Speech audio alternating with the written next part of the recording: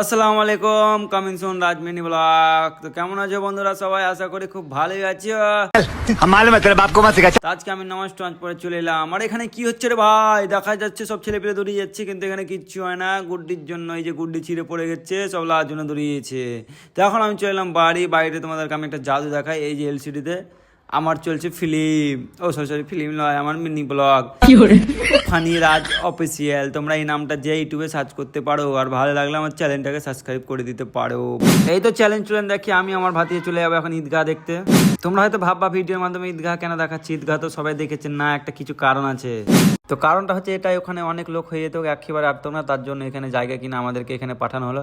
তো আলহামদুলিল্লাহ ভালোই হয়েছে, কাছে হয়ে গেছে আমাদের এখানে। তো তোমরা দেখো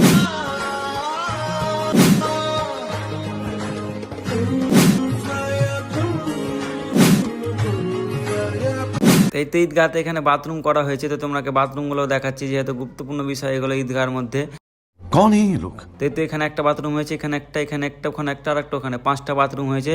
তো এখানে ভালোই হয়েছে। আর এখানে পুকুর আছে, অনেক মাছ আছে পুকুরের মধ্যে, তোমাদেরকে দেখাচ্ছি। এখানে একটা পুকুর আছে, বাম সাইডে একটা পুকুর আছে।